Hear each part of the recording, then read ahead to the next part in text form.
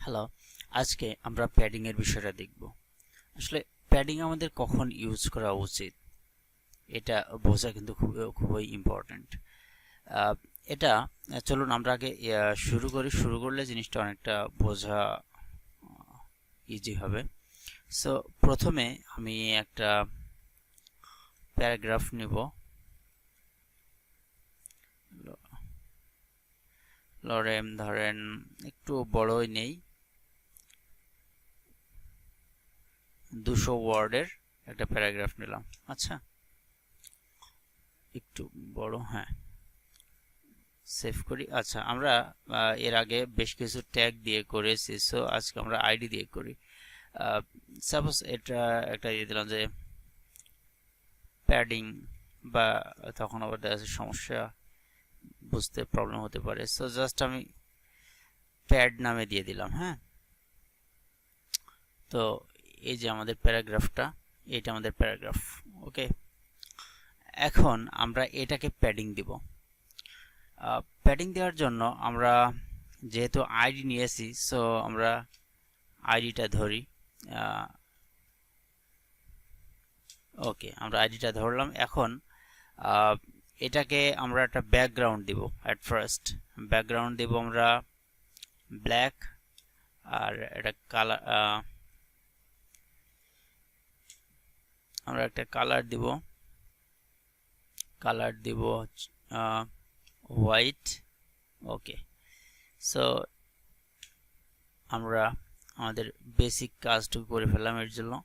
এখন দেখুন, আমরা এর আগে যখন মার্জিন বিষয়টা করেছিলাম তখন কাজ করছিল কিন্তু বর্ডারের বাইরে, রাইট, স্পেস তৈরি করছিল। এটা প্যাডিং এর কাজটা মূলত হচ্ছে আপনার এটা কন্টেন্টের চারপাশে কাজ করবে কিন্তু inside of border. Okay, so চলুন বিষয়টা আমরা দেখি। এখন এই যে আমরা একটা দিলাম, ব্যাকগ্রাউন্ড দিলাম আর কালারটা দিলাম।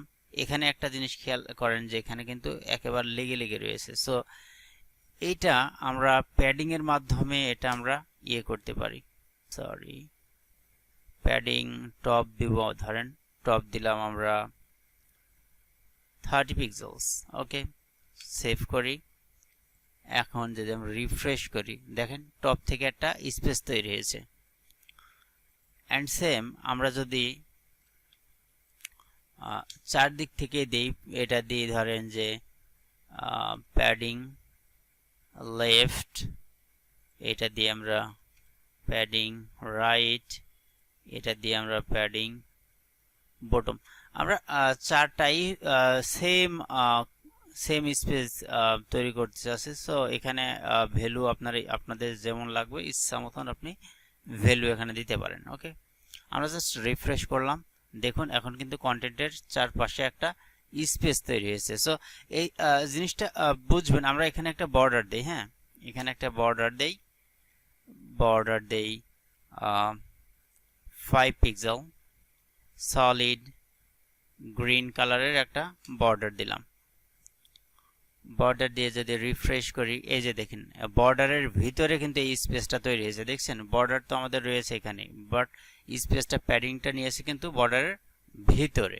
ওকে, সো প্যাডিংটা তখনই আপনি ইউজ করবেন যখন কন্টেন্টের চারপাশে বাট বর্ডারের ভিতরে আপনি ইউজ করতে চাচ্ছেন, তখন আপনি প্যাডিংটা ইউজ করবেন। ওকে, এখন দেখুন আমরা প্যাডিং এখানে দিয়েছি, প্যাডিং টপ, প্যাডিং লেফট। এটা আপনি মার্জিনের মতন শর্টে ইউজ করতে পারেন।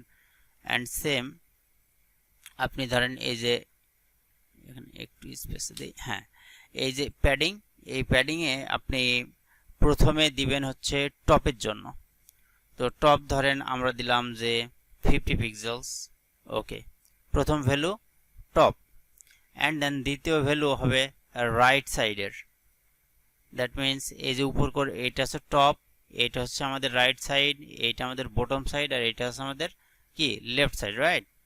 সো আমরা প্রথমে দিলাম টপ, এখন দিব আমরা কি রাইট ধরেন আমরা দিলাম 70 পিক্সেলস। আমরা জাস্ট একটু কম বেশি করে দিই তাহলে যাতে ভালো বোঝা যায় আর কি। ওকে, এখন আমরা তৃতীয় নাম্বার ভ্যালুটা দেব বটমের জন্য। বটমে আমরা দিলাম 100 পিক্সেল। ওকে, আবার লেফটে লেফটে ধরেন আমরা দিলাম যে 70 পিক্সেলস। ওকে, সো এখন যদি আমরা এই যে এইটা এই বর্ড পেডিংটা আমরা ইয়ে করে দিই। এখন আমরা যেহেতু শর্টে লিখলাম, শর্ট হ্যান্ডের প্যাডিং, সো এখন যদি রিফ্রেশ করি, দেখেন আমরা এই যে এখানে যেটা দিয়েছি না, এই যে এখানে যেটা দিয়েছি এটা এখানে অ্যাপ্লাই হয়ে গেছে। সো এখন যদি আমরা এই যে এইটাকে ইন্সপেক্ট করি আগের মতন, এই যে আমাদের প্যাডিংটা, এটা ধরেন আমাদের কি প্যাডিং টপে কাজ করছে, দেখেন এখন কিন্তু টপে স্পেস তৈরি হচ্ছে প্রথমটা, আর এই যে দ্বিতীয়টা কি রাইট সাইডে। ওকে, দেখেন এখন কিন্তু রাইট সাইড স্পেস তৈরি হচ্ছে। অ্যান্ড দেন থার্ড নম্বরটা আপনার বটমে কাজ করবে, এই যে দেখেন বটমে স্পেস তৈরি হচ্ছে। অ্যান্ড লাস্ট যে ফোর্থ নাম্বারটা এটা লেফটে কাজ করবে, দেখছেন।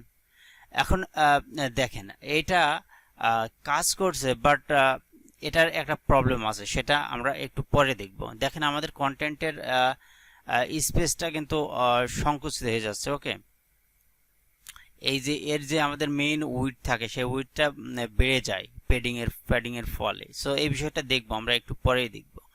আচ্ছা, এটা আরেকটা আমাদের বোঝা দরকার।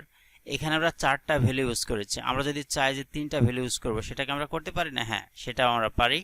সো এর জন্য আমাদের প্রথম ভ্যালুটা দিতে হবে, ধরেন এটা প্রথম ভ্যালুটা হবে টপের জন্য। সো টপে আপনি ইচ্ছা মতন আপনার যেটা যতটুকু লাগবে আপনি দিলেন। আর দ্বিতীয়টা কাজ করবে রাইট অ্যান্ড লেফটের জন্য। ওকে, ধরেন আমি এটা এই যে 5 পিক্সেলস, এটা দিলাম হচ্ছে আপনার বটমের জন্য। ওকে, আর এই যে এটা হচ্ছে আপনার টপ, আর এই দ্বিতীয় নাম্বারটা রাইট অ্যান্ড লেফট, আর এই যে তৃতীয় নাম্বারটা হচ্ছে আপনার বটমের জন্য, যদি আপনি 3টা ভ্যালু ইউজ করেন। ওকে, আমরা যদি সেভ করে রিফ্রেশ করি, এই যে দেখুন আমরা বটমে জাস্ট 5 পিক্সেল দিয়েছি, এজন্য অল্প জায়গা নিয়েছে। ওকে, সো এখন যদি আমরা বটমে একটু 50 পিক্সেলস করে দেই, রিফ্রেশ করি, এই যে দেখেন বটমে বেড়ে গেছে। সো 3টা ভ্যালু ইউজ করলে এইভাবে আপনাকে ইউজ করতে হবে, যে প্রথমটা হচ্ছে টপ, দ্বিতীয়টা right and left, and third হচ্ছে কি বটম। আর যদি আমরা 2টা ইউজ করি, সেক্ষেত্রে 2টা ইউজ করলে আপনাকে প্রথমটা দিতে হবে টপ অ্যান্ড রাইট হিসাবে। ওকে, সরি, টপ অ্যান্ড বটম হিসাবে প্রথম ভ্যালুটা, অ্যান্ড দেন দ্বিতীয় ভ্যালুটা হবে রাইট অ্যান্ড লেফট। ধরেন আমি এটা 100 পিক্সেলস দিলাম এখানে, তাহলে কি হলো, এখানে প্রথমটা, এই যে প্রথম ভ্যালুটা হচ্ছে টপ অ্যান্ড বটম, আর এটা রাইট লেফট। সেভ করি, রিফ্রেশ করি, এই যে এটা আমাদের পেয়ে গেছে।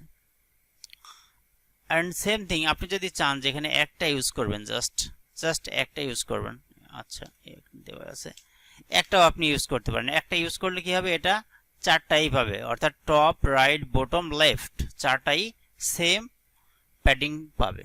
এই যে দেখেন চারদিকে সমান প্যাডিং পেয়েছে। সো এইভাবে আপনি ইউজ করতে পারেন। এখন যে প্রবলেমটার কথা বলেছিলাম, ধরেন আমাদের এই যে এটা থাকুক, আমরা এখানে ধরেন আমাদের এই যে কন্টেন্ট আছে, এর একটা আমরা উইডথ দিয়ে দেই, ধরেন আমরা 560 পিক্সেলসের একটা উইডথ দিলাম। আচ্ছা দেখি আমরা, হ্যাঁ সেভ করি, দেন রিফ্রেশ করলাম, এই যে আমাদের এই কন্টেন্ট এই পর্যন্ত আসলো, রাইট। এখন দেখেন আমরা এখানে প্যাডিং, এই যে প্যাডিংটা আমরা কেটে দিই আগে, বা আমরা কমেন্ট করে রাখি, হ্যাঁ কমেন্ট করে রাখি, আমরা সেভ করে আমরা নর্মালটা আগে দেখি, রিফ্রেশ করি, এই যে আমাদের লেগে রয়েছে, রাইট। এখন দেখুন এখানে এইটুকু রয়েছে, এটা আমি যদি এটা একটু দেখাই, এই যে দেখেন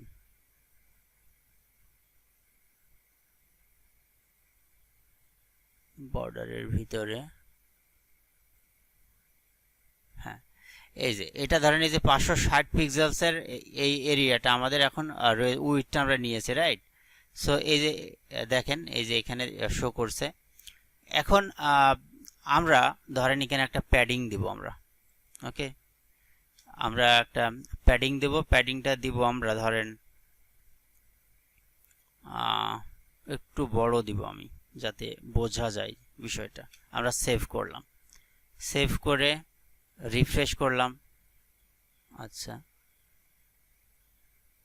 রিফ্রেশ করলাম।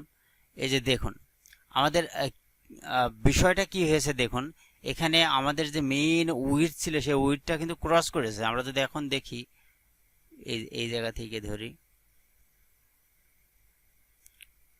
দেখেন আমাদের কিন্তু অলরেডি 560 ক্রস করেছে।